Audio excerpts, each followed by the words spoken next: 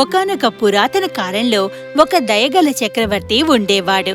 అతను సగం ప్రపంచాన్ని పాలించాడు. అంతులేని అతని సామ్రాజ్యంలో ఎంతో అందమైన మహిళ ఉండేది, లాప్టీజా. లాప్టీజా గొర్రెల కాపరి కూతురు. ఆమె పొడవైన కురులు, మృదువైన మెత్తని చర్మం మొత్తం సామ్రాజ్యంలో ఆమెని భిన్నంగా నిలిపింది. ఆమె అందం పట్టణంలో అందరినీ విస్మరింపజేసింది, పక్షులు, పశువులు, చివరికి చెట్లని కూడా. లాప్టీజా కేవలం అందగత మాత్రమే కాదు, ఆమె ఎంతో దయగల మహిళ కూడా. ఆమె తన స్నేహితులను చుట్టూ ఉన్న ప్రతి ఒక్కరిని ఎంతో ఆదరించేది.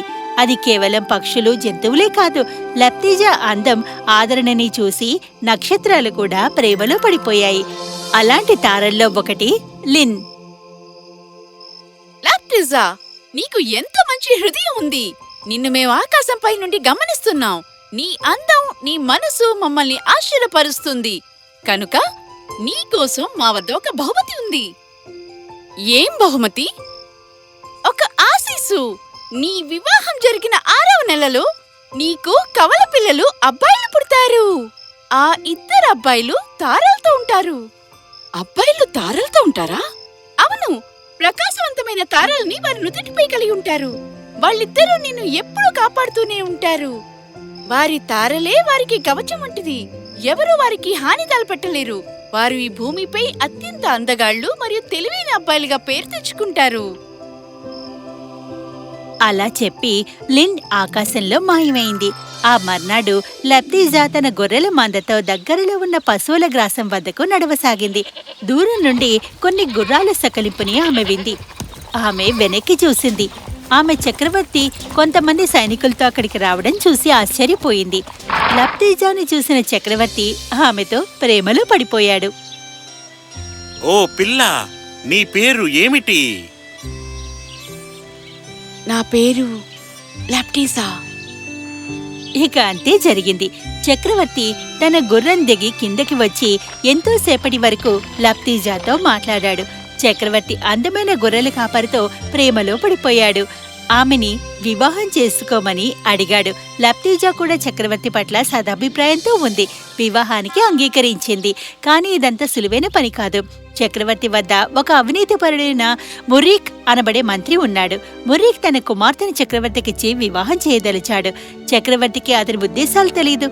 అతని తన సన్నిహితుడిగా నమ్ముతున్నాడు. కానీ ఇదెలా వీలవుతుంది? ఈ ప్యాలెస్ కు సాంప్రదాయం ఉంది, దాన్ని ఎవరు దాటలేరు. ఆమె ఒక గొర్రెల కాపరి. ఆమె మిమ్మల్ని వివాహం చేసుకోవాలంటే దానికి బదులుగా ఆమెకు ఏదైనా విలువైనది ఇవ్వాలి కదా. మరి అప్పుడు మాత్రమే మనకు సమానంగా వివాహానికి దూగగలుగుతారు. కాని ఆమె ఒక గొర్రెల కాపరి కూతురు. విలువైన వాటిని ఆమె నుండి ఆశించడం సబబు కాదు కదా. సాంప్రదాయం అంటే సాంప్రదాయమే కదా సామ్రాట్. ఈ సాంప్రదాయాలు నేను చేసినవి కాదు సామ్రాట్. మీరు వీటిని అతిక్రమించరాదు కదా. కానీ నేను మాట్లాడచ్చా? నేను అత్యంత విలువైనది ఇవ్వగలను. నా వివాహం అయిన 6వ నెలలో నాకు కవల పిల్లలు, అబ్బాయిలు పుడతారు. వారు విలువైన తారలు వారి నుదుటిపై కలిగి ఉంటారు. వారిద్దరూ అజేయులు. వారు ఎప్పుడూ నన్ను, ఈ సామ్రాజ్యాన్ని కాపాడుతారు. వారిప్పుడున్నారా? నువ్వు అబద్ధం చెప్పలేదని మేము ఎలా నిన్ను నమ్మాలి? ఇది అబద్ధం అయితే కనుక నన్ను నా మిగిలిన జీవితమంతా నేలమాగాళ్ళలో మీరుంచవచ్చు. ఏమిటి? లాప్టీజా, వద్దు. నన్ను క్షమించండి సామ్రాట్. నేను మహారాణి అయినా, గొర్రెల కాపరైనా నా మాట ఒక్కటే. నా ఆశీస్సును నేను నమ్ముతున్నాను. నన్ను నేను నమ్ముతాను. చక్రవర్తి సందేహంగానే అంగీకరించాడు. వివాహం ఆ మర్నాడే జరిగింది. ప్యాలెస్, మొత్తం సామ్రాజ్యం సంతోషంతో ఎన్నో రోజులు సంబరాలు జరుపుకుంది. మురీక్ ఆపడానికి మరొక మాట కూడా మాట్లాడలేదు. కాని అతను గొర్రెల కాపరి చేతిలో ఓటమిని అంగీకరించలేకపోయాడు. నెలలు గడిచిపోయాయి. ఇక రాబోతున్నది 6వ నెల. మురీక్కి ఒక్కొక్క రోజు భారీగా గడుస్తోంది. చివరికి అతను తన చివరి పావుని కదిపాడు. తన సొంత సామ్రాజ్యానికి వ్యతిరేకంగా పన్నాగం పన్నాడు. మమ్మల్ని నీ సామ్రాజ్యంపై దాడి చేయమంటున్నావా? మేము ఖచ్చితంగా ఓడిపోతాం. నాకు తెలుసు, కానీ ఇది అంత ముఖ్య విషయం ఎలా అవుతుంది? నేను నీకు 2 బస్తాల బంగారం ఇస్తానని మాటిస్తున్నా. నిన్నొక్కసారి స్వాధీనం పరుచుకుంటే నేను నీకు స్వేచ్ఛనిస్తా. నీ బహుమతిని నీకు ఇచ్చేస్తాను. రేపు 6 నెలలకు చివరి రోజు అవుతుంది. అప్పుడు నేను సామ్రాటిని విడదీసేస్తాను. నువ్వు వెళ్ళు. ఆ మర్నాడు సామ్రాట్ తన సామ్రాజ్య ప్రజలపై దండెత్తారన్న వార్తని అందుకున్నాడు. అతను తన భార్యని వదిలి వెళ్లదలుచుకోలేదు. అతని బాధ్యత తన ప్రజల్ని కాపాడడం కూడా. మీరు తప్పక వెళ్ళాలి రాజా, నాకేమీ కాదు. సహజంగానే దాడి చేసిన వారు స్వాధీనం చేసుకున్నారు. కానీ సామ్రాట్ తన భార్య వద్దకు పరిగెత్తుకు వచ్చాడు. ముర్రీక్ అతన్ని ఆపాడు. ఈ రోజే 6 నెలలకు చివరి రోజు అవుతుంది సామ్రాట్. సూర్యాస్తమయం కానుంది. తారలతో అబ్బాయిలు పుట్టే సూచనలు కనిపించడమే లేదు అసలు. మాట అంటే మాటే అని చెప్పిందిగా. నేను పట్టించుకోను. ఆమె నేలమాళగల్లోకి వెళ్ళడం నాకు ఇష్టం లేదు. నేను అర్థం చేసుకోగలను. సామ్రాట్ ఆమె మాటలని వెనక్కి తీసుకుంటారేమో. వద్దు, వెళ్ళనివ్వను. ఇది నాకు, ఈ సామ్రాజ్యానికి క్షేమం కాదు. కానీ ఇంకా వాస్తవం బయటికి రాలేదు. మాటిచ్చినట్టుగానే నేను నేలమాగాళ్ళలో జీవిస్తాను. సామ్రాజ్యం మొత్తం దుఃఖసాగరంలో ఉంది. ముర్రీక్ తప్ప ప్రతి ఒక్కరూ అకస్మాత్తుగా జరిగిన సంఘటనల్ని అర్థం కాకుండా ఉన్నారు. ఆ రాత్రి ప్యాలెస్ ని వదిలి నడుచుకుంటూ సముద్రం వైపు వెళ్లిపోయాడు.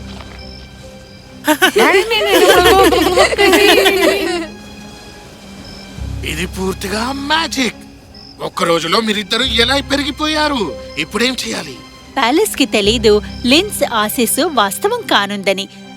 తార సామ్రాట్కు కవల పిల్లల్ని రాత్రి కాకముందే ఇచ్చింది. ముర్రీక్ అంతా గమనించాడు. లబ్తీజా తన పిల్లల్ని తన పక్కన పడుకోబెట్టుకుని నిద్రపోయింది. ఉదయం వారిని చూడొచ్చనుకుంది. ముర్రీక్కు ఆ 2 పిల్లలు వాళ్ల తారలతో సహా కావాలి. ఎంతో దూరం తీసుకుని వెళ్ళిపోయాడు. అతను వారి అదృష్టాన్ని రాసి ఉంచాడు. అతను ఆ 2 పిల్లల్ని నావలో ఉంచాడు. నిర్దయగా నావని సముద్రంలోకి తోసేశాడు. నా కూతురు ఇప్పుడు సామ్రాటిని అవుతుంది. నేను ప్రపంచంలో సగభాగాన్ని పాలిస్తాను. నేను గొర్రెల కాపరిని. తారలతో పుట్టిన ఆమె కొడుకులని నా యోచనని పాడు చేయనివ్వను. నావ నీటిపై గంటల పాటు తుఫాన్లో చిక్కుకునే ముందు తేలుతూనే ఉంది. అలలు బలంగా తెడ్డుని కొడుతున్నాయి. వాళ్ళ నావని బలంగా తాకింది. కానీ 2 అబ్బాయిలు నవ్వుతూనే ప్రయాణాన్ని ఆనందిస్తున్నారు. వాళ్ళు ఒక పెద్ద అలని ఢీకొట్టారు. నావ తీవ్రమైన నీటి ఎద్దడికి నీటిలో మునిగిపోయింది. బదులుగా మునిగిపోయింది. తారలతో ఉన్న 2 పిల్లలు 2 చిన్న చేపల్లా మారిపోయారు. వాళ్ళిద్దరూ నావలోంచి సంతోషంగా గెంతి తుఫానులో ఈదుకుంటూ వెళ్ళిపోయారు. ప్యాలెస్ కి వెనక్కి చూద్దాం. నీ బాధ నాకు అర్థమైంది నా ప్రియమైన సామ్రాట్. కానీ నీ ప్రజలు మిమ్మల్ని తలెత్తి ఎంతో ఆశగా చూస్తూ కలలుగంటున్నారు. మీరు వాళ్ళ గురించి ఆలోచించాలి. మీరు మళ్ళీ వివాహం చేసుకోవాలి. మరీక్, నేను మళ్ళీ వివాహం చేసుకోను. కేవలం ప్రజల కోసం మన మహారాజా.